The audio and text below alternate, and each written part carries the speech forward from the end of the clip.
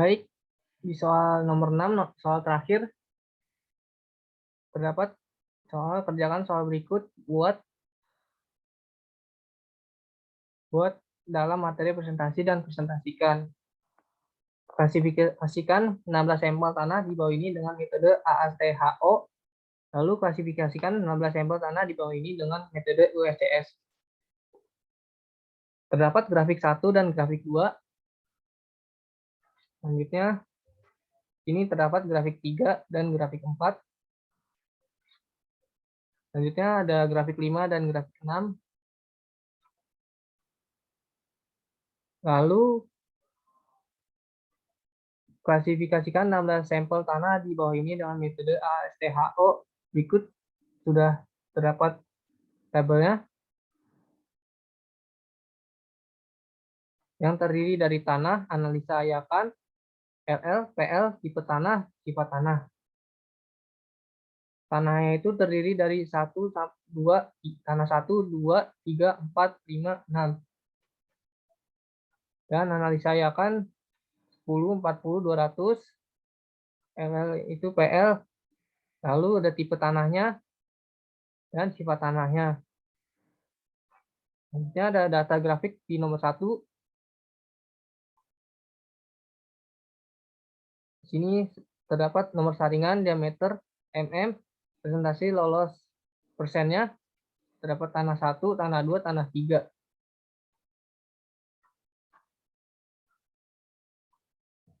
Lalu, sini sudah saya terangkan tanah 1, karena tanah yang lolos saringan 200 di bawah 50%, maka tanah ini termasuk tanah yang berbukit kasar. Pada saringan nomor 4, karena yang lolos lebih dari 50%, maka tanah ini termasuk jenis pasir. Terus LL dan PI tidak diketahui, karena sudah pasti antara SW dan SP. Dapat dilihat dari grafik yang diperoleh, di mana kita menentukan D10 0,075, D30 0,12, D60 0,198, CU-nya itu 2,64, CC-nya 0,96.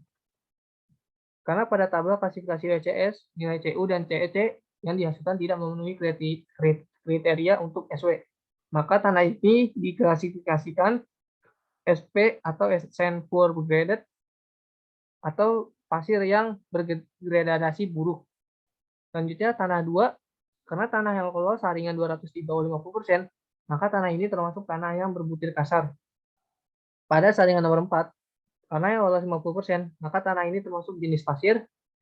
Karena LL dan PI tidak diketahui, maka sudah pasti antara SV dan SP. Dapat dilihat dari grafik yang diperoleh di mana kita menentukan D10-nya itu 0,081, D30 0,16, D60-nya itu 0,42, CU-nya 5,18, CC-nya 0,75. Karena pada tabel klasifikasi USCS nilai CU dan CC yang dihasilkan tidak memenuhi kriteria untuk SW, maka tanah ini diklasifikasikan SP atau sand poor graded atau pasir yang bergradasi buruk juga.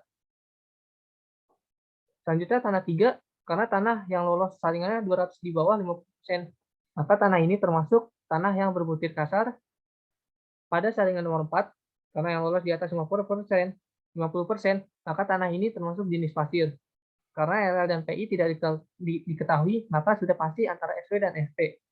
Dapat dilihat dari grafik yang diperoleh, di mana menentukan D10 0,4, D30 itu 0,86, D60 itu 2, CU-nya itu 5, CC-nya itu 0,92. Karena pada tabel klasifikasi WCS ini, nilai CU dan CC tidak memenuhi kriteria untuk SV, maka tanah ini diklasifikasikan SP-nya itu yang bergradasi buruk. Berikut ada data grafik nomor 2 yang terdiri dari nomor saringan, tanah 1, tanah 2, dan tanah 3. Tanah 1, tanah 2, tanah 3 itu menentukan presentasi lolos persennya.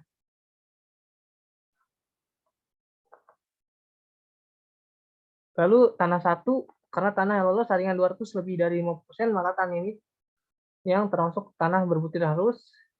LLL berada di atas 50%, maka antara MH, CH, atau OH.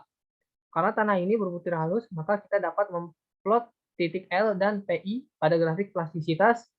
Karena hasil pengujian menggunakan batas-batas Atterberg, maka dapat diketahui dari persamaan A, yaitu PI lebih kecil 0,73 dalam kurung LL min 20 tutup kurung.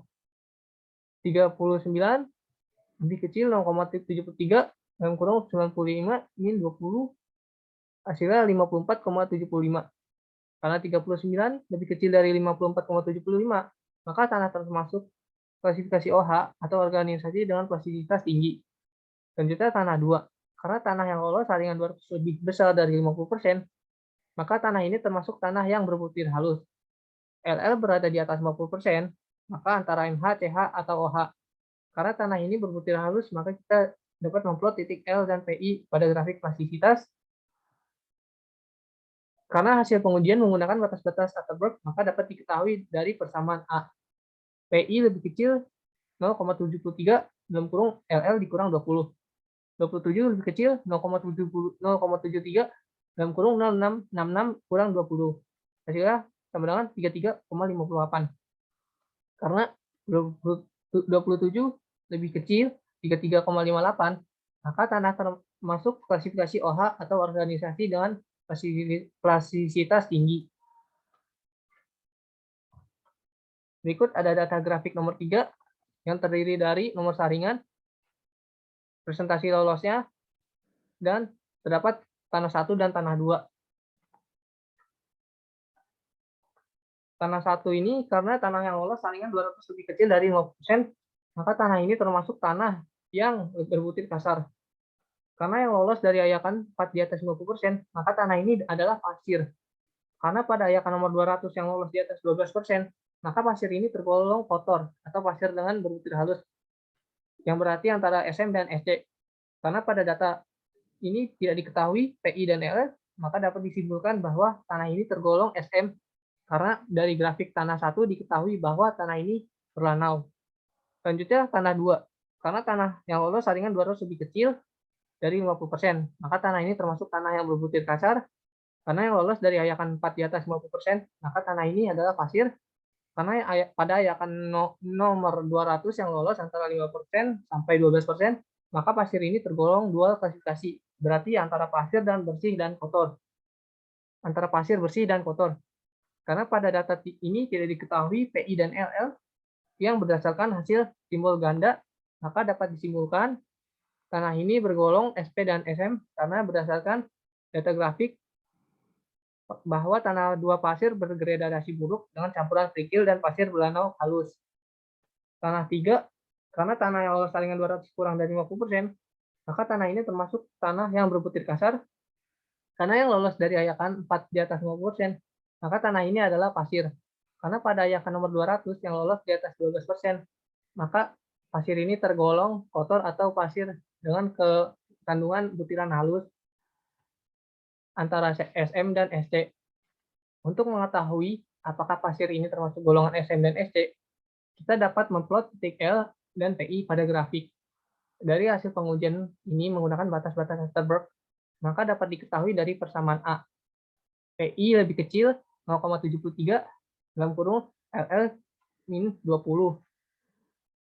5 lebih kecil 0,73 dalam kurung 22 kurang 20 sama dengan 1,64. Karena 5 lebih besar 1,64, maka tanah ini termasuk klasifikasi SC.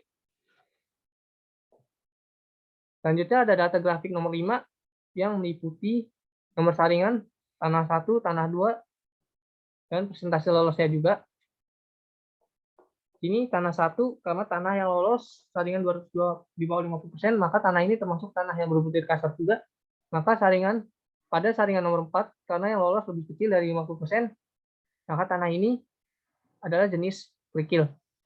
Karena yang lolos ayakan nomor 200 di bawah 5%, maka kerikil ini tergolong bersih, berarti antara GW dan GP. Karena LL dan PI tidak diketahui, maka kita dapat menentukan CU dan CC-nya. Dapat dilihat dari grafik yang diperoleh di mana kita menentukan D10 itu 0,8, D30 itu 8, D60-nya itu 60, CU-nya itu 75, CC-nya itu 1,3.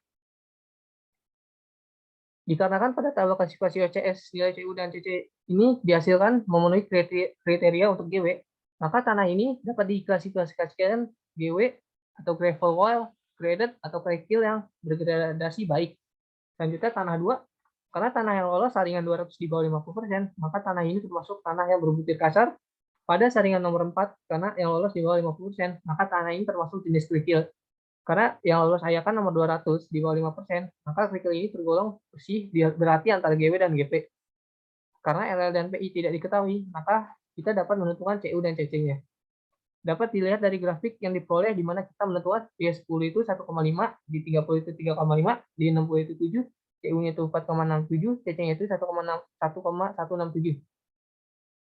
Pada tabel klasifikasi OCS, nilai CU dan CC yang dihasilkan memenuhi kriteria untuk GW, maka tanah ini diklasifikasikan GW atau gravel well atau kerikil yang bergradasi buruk. Berikut ada data grafik nomor 6. Data grafik nomor 6 ini terdapat tanah 1, tanah 2, dan tanah 3. Tanah satunya itu karena tanah yang lolos saringan 200 lebih besar dari 50%, maka tanah ini termasuk tanah yang berbutir halus. LL berada di bawah 50%, maka antara ML dan CL. Karena tanah ini berbutir halus, maka kita dapat memplot titik L dan PI pada grafik klasifikasi.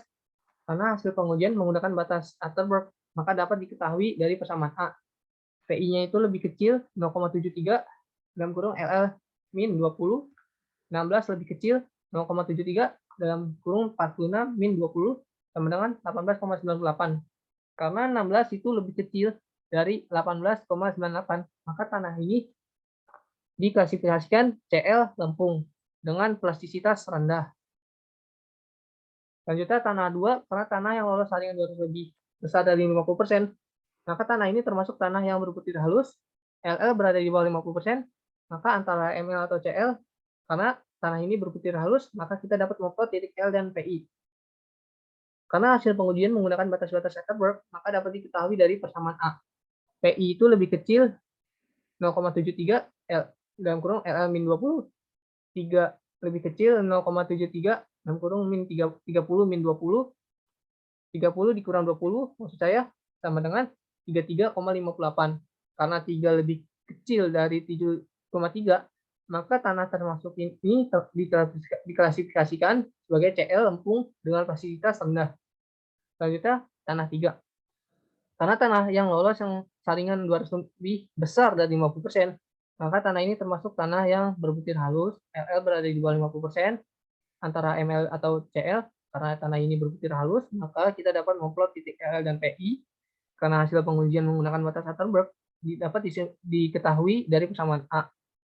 PI-nya itu lebih kecil 0,73 dan LL kurang 20, 3, lebih kecil maksudnya 3 lebih kecil dari 0,73 dalam kurung 34 kurang 20 sama dengan 10,22, karena 3 lebih kecil 10,22, maka tanah ini termasuk klasifikasi CL lempung dengan fasilitas rendah. Sekian dari saya dari penjelasan nomor 1 sampai nomor 6. Kurang lebihnya mohon maaf. Terima kasih. Wassalamualaikum warahmatullahi wabarakatuh.